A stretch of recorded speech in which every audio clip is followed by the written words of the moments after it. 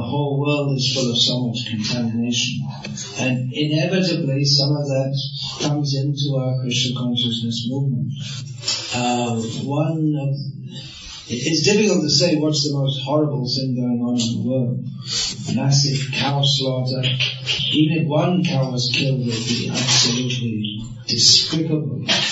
What to speak of massive, worldwide organized cow slaughter and meat sales. Maybe almost as bad as that, or maybe even worse, is that no one seems to care about it. Practically every day nowadays there's some terrorist attack somewhere in the world, which comes up in the news. 20 people killed. But daily there are literally millions. If you take all of living entities killed, if you take all the cows, pigs, birds, fish, goats, lamb, all put together, it comes to millions. So cow slaughter, terrorism, these are horrible things in the world today. Human trafficking, that means, well, there are various kinds of human trafficking. That means selling people or moving them around and selling, especially girls are kidnapped and sold into prostitution. The whole organized businesses going on. There are many horrible things going on in the world, but one of them that has severely affected ISKCON, which is widespread in the modern world and has also severely affected ISKCON, is child abuse. And although within our society now there are all kinds of systems which are meant to prevent that, it seems that it's almost impossible to totally prevent. Even if the systems were fully followed, it would be difficult to prevent. Now, there's one particular issue in this regard that I wish to speak about. Recently, a film was released on the internet in which it highlighted past and present child abuse, some of the child abuse cases within ISKCON. One of the cases highlighted was that involving His Holiness the Vidyapurna Swami, who is behind the Gurukul in Maya. Of course, there are many schools in ISKCON around the world that are called Gurukuls, but that's practically the only real Gurukul. Inasmuch as its whole and sole focus is to train devotees, to train children to be devotees. Now, devotees under my guidance have in the last few years also started Gurukuls. As I said, that was the only one, but we can say it's the only well-established one. Now, this film highlighted how Bhakti Vidyapurna Swami is known to be or certified by the ISKCON Child Protection Office to be a child abuser for some things which happened many years ago, 25, 30 years ago.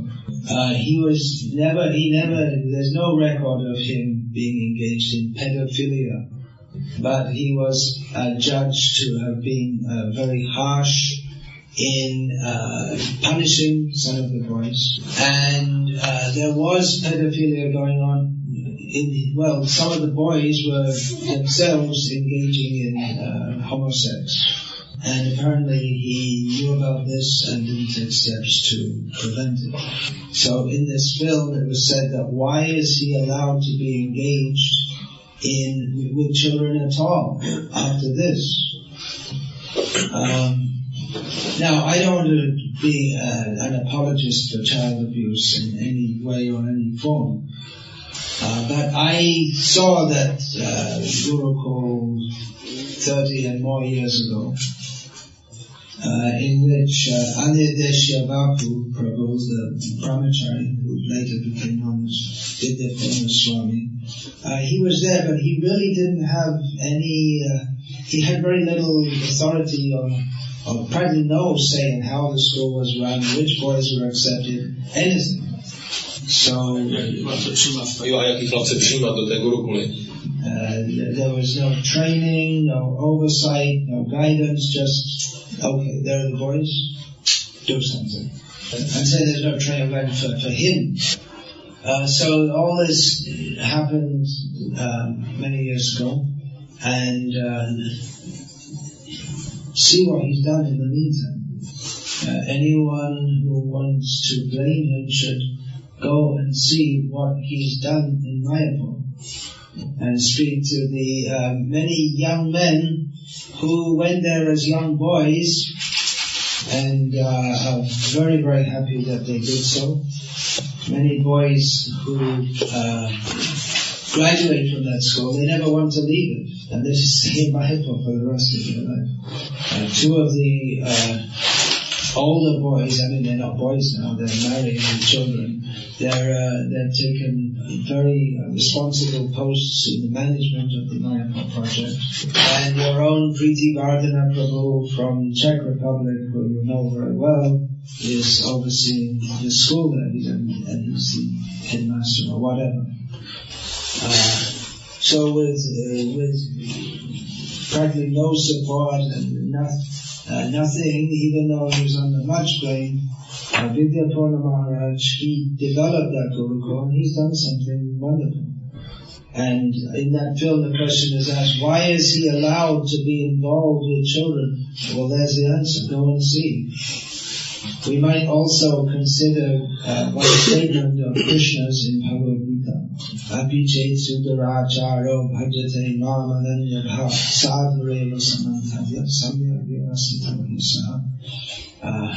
Even if one commits abominable activities, if his resolution is to serve only such a person, Krishna says, must be considered a sadhana. So, is this statement, do we want to edit this out of Bhagavad Gita? Is there some crime which is unforgivable? Now, the reason I particularly bring this up here is because, so I'm told, some of my disciples are disturbed that I don't want Vidyapurna Swami shot or hanged or hung upside down or just removed from or shamed or removed from any position or whatever. Apparently some of my disciples are disturbed that I have any sympathy for him whatsoever. So now I've stated my position in this regard, and my disciples and anyone else can form their own opinion in this regard as they like. So if you like, you can hang, shoot, or whatever, me also. Okay, any questions, please? I would like to ask regarding this CPO, Child Protection Office. The devotees, they would like to educate their children according to Srila Prabhupada's teachings, but this CPO office seems to have policies or norms which are coming from mundane world and which does not look really favorable in many cases. So if you could comment on this. What are you referring to in particular? Teaching. The CPO wants that all children should be taught to recognize potential child molesters. There's something like that. By the way, there's another thing in that film, which I think, actually there was that film that was made recently that came on. They showed Indrajumna Swami with young girls. Alright, everyone knows Indrajumna Swami likes kids and young girls and everything, but there's never been a case of his doing anything wrong. It seems, let's be frank, he's attractive to young women. It seems like that. He's a very colourful, heroic kind of preacher. He's out there all the time. But there's never been any record of him engaging in any illicit activity. So, why blame him? He's done tremendous preaching throughout his life. So that's another point. Yeah. What was that? It's a little bit changing the question in the way that you would like to ask how we should cooperate with the CPO office when we want to educate children. He heard some that from other devotees that there are some mundane approaches there, but he doesn't have any specific. It seems to me the CPO, a lot of what they recommend is based on recommendations from karmis who are overseeing or trying to prevent this child protection. What are the Vedic ways of child protection? I think in the world, and what to speak of Vedic, everywhere in the world until recently there was, it wasn't an issue. And probably in the Czech Republic, it probably isn't nearly as much a problem as it is in England or America. I don't know, I can guess at that. It is very widespread in India. And no doubt one reason for that is because the lust is being promoted more and more and more and more and more. And people have just overwhelming lusty desires. And I guess some of them see children as easy victims. I don't exactly know the psychology of pedophiles. But it's hypocritical that the whole society promotes sex so much, and then they're shocked by child abuse, which is an overspill of lusty desires which are being promoted. But anyway, the point is that if you want to put systems in place to try to protect children, what do? It is an issue. And to pretend it's not an issue, we might regret very, very much in future if we pretend it's not an issue. If, Krishna forbid, but if any of the children of the devotees present here were abused, what would you feel? So maybe it is best to take advice from people who have experience in this, even if their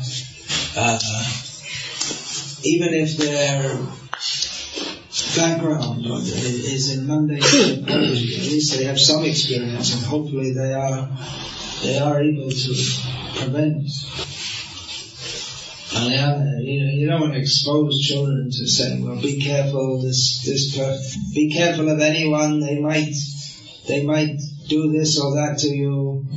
So their basic childish, innocent trust is spoiled from the very beginning.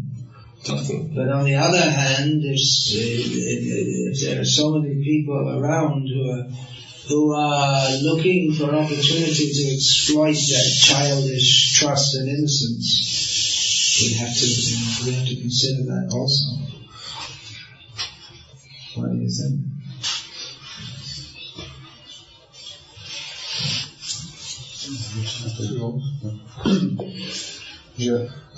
They have also two categories: this gross abusement and then psychological abusement, when you force them to do abuse. And for example, there are some norms according to which you should treat children, and for example, to force them to wake up early in the morning is considered. To get children up early in the morning is child abuse? Yeah, they can recognize because they say this mentally abuse is their. In that case, we have to follow what Prabhupada said. You can't follow the karmi psychologists fully. Karmi psychologi se nemůžou následovat plně všechno, co říkají. not to train them, Srila Prabhupada said to not train children in austerity is one kind of cruelty to children. They would call training children in austerity child abuse, but Srila Prabhupada put it around the other way. Srila Prabhupada said that they got this rare human form of life, and to indulge them in sense gratification, that is spoiling their human life from the very beginning. That one thing I should say about this film, lest I be remiss, although this film that was recently released, it's good that they're keeping the issue of child abuse alive so that we don't allow it to go on. Although I found it seemed to be vindictive. Vindictive means you just want to find a fault and looking for revenge or something like this. In one part of the film they showed boys in the so-called Gurukul at ISKCON Vrindavan today. And one of the boys said, one of the teachers twisted my ear. Well, if you're not allowed to discipline the children even by twisting their ear, isn't that another form of child abuse, that they can never be disciplined? That's part of training children, isn't it? They should learn some fear also, that if they do something wrong they'll get punished. Not that it's done maliciously, but not that it's done maliciously, but in most cultures throughout the world, the children are given some form of physical punishment. It doesn't have to be very severe, just to train them to do the right thing and particularly not to do the wrong thing. In Sri Lanka, there are shops which sell educational supplies. One of them is bamboo rods. And the teachers, they tell the parents that you have to use that. If my child misbehaves, beat him. They expect it to be part of the job of the teacher to discipline the children, so that So maybe I'll get suspended for childhood. They'll find something to suspend me for, having said all these things. Srila Prabhupada, he said not to beat the children, but he did also quote the English saying, "Spare the rod and spoil the child." So this is another idea coming from pop psychology, that the children, they should not know any fear, but a little fear is good. It's good to be afraid of doing wrong. And until we become perfectly pure devotees, fear of punishment is a good incentive to not do the wrong thing. It's a quotable quote. It's getting noted down. You can put it on the internet with waterfalls and mountains in the background. Have you seen this? They put quotes on the internet with all nice scenes of nature. Maybe for this quote we could have a picture of Yamaraj. A certain class of persons who they're always trying to think up some quote that will be put on the internet. You find all pictures from nature. Anyway, there's a quote.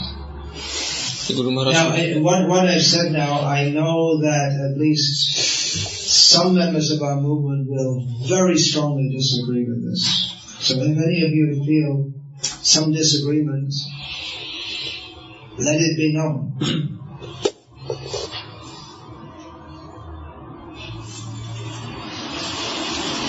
Again, I'm not at all condoning child abuse.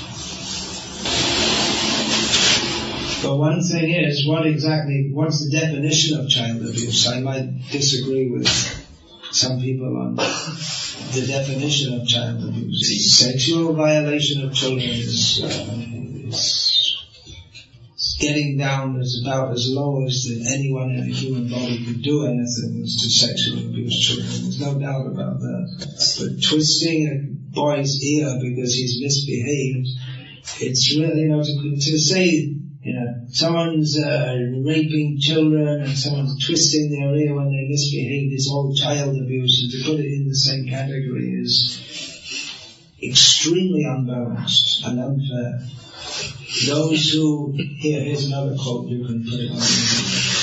Those who are so adamant to prevent child abuse, in doing so they should see that they're not doing another kind of abuse. I heard a story, I don't know if it's true or not. There was an Indian working in America, or maybe emigrated to America, and he got jailed because his son complained to the police after his father had beaten him. So he was in jail for a few months, then he came out, said, we're going back to India. He arrived in India, he beat his son and said, we're never going back to America again. I don't know if it's true or not, or how badly he beat the son or whatever, but it's an anecdote that I heard.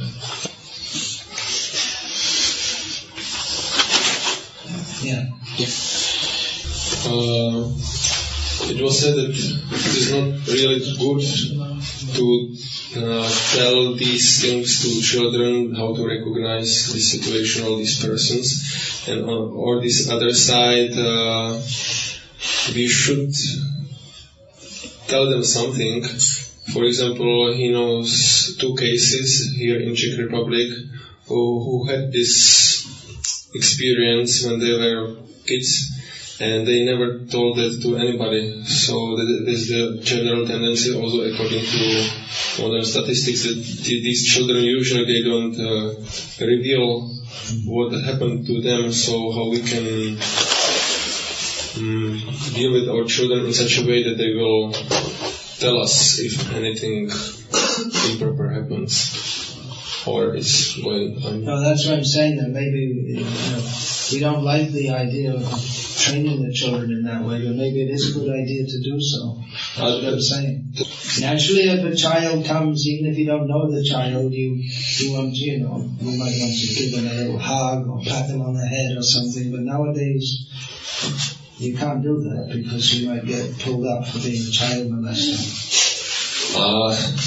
Really, I'm absolutely serious in saying this.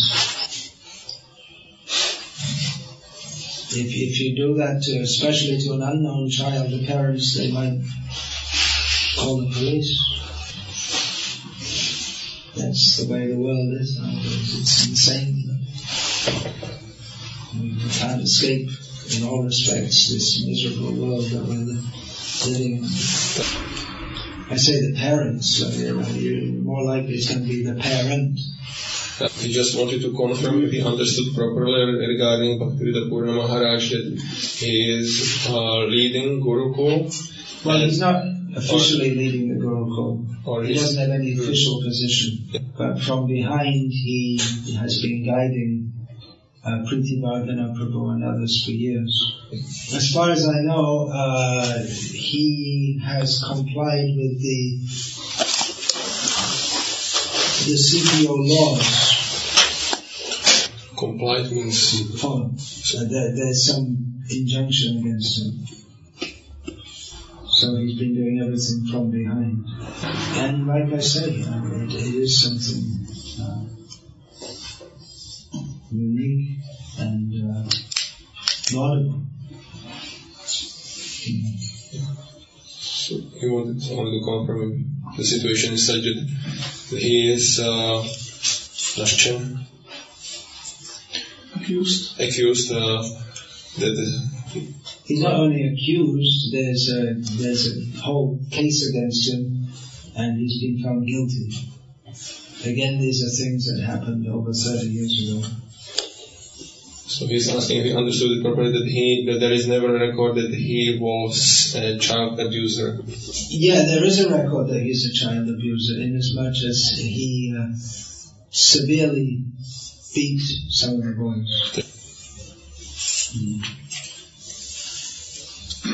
regarding the principle attitude to Rachel, devotees who are on the side of Vidyapurna Maharaj, they are arguing that they are giving the example of Lord Brahma, who once was running after his daughter, and then he was ashamed. And the example of Lord Brahma, he's still respected as Lord Brahma, even though he engaged in some duracha, very bad activity. So they are giving this example that the other demigods, they did not kick him out or so. The other demigods didn't kick him out. And in fact, the sons of Marichi who laughed at him, they became, they took birth as demons and were killed by their father.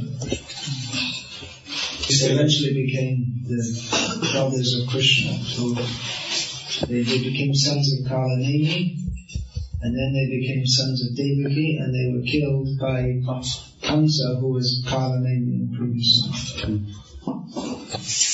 That's a good example. But the other camp is arguing that there is a difference because Brahma. There is a difference, of course. There's a difference. It's not exactly the same. Yeah. Of course, as far as I know, Bhakti Vidyapurna Swami isn't more Brahma. No, I mean the difference in the result. He was just chasing the daughter, but he didn't abuse her physically.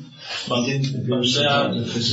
there are cases in Gurukha that there are little children who were abused, and actually it was not only 30 years ago, but still sometimes it is going on in the Gurukha, not from the side of Maharaj, but from the side of others. In Mayapur Gurukha, sexual abuse is going on? I heard that. I also. There's any case of that? Is that what you said?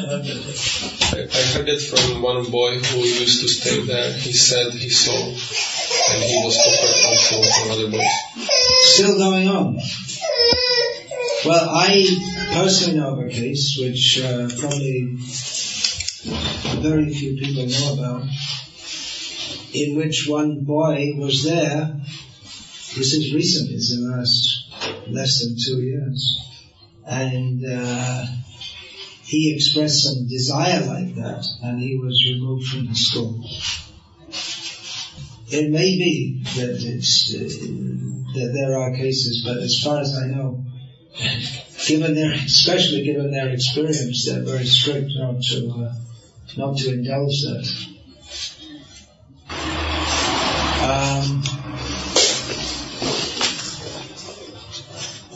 I also heard what Preeti Bhagana Prabhu said in this case from one of the parents of the boy. He said this is very common in the modern world nowadays. And if we were given the opportunity, we could work with that boy. He's a good boy, and help to rectify him. But the atmosphere in our movement is so frenzied about this issue that if anyone comes to know that we've kept a boy who has even such an inclination, that they'll use it to close down our school or whatever. I also know a case of a very good devotee in India. And very good means he was practicing very well. And then it was discovered that he had been engaged in some such activity.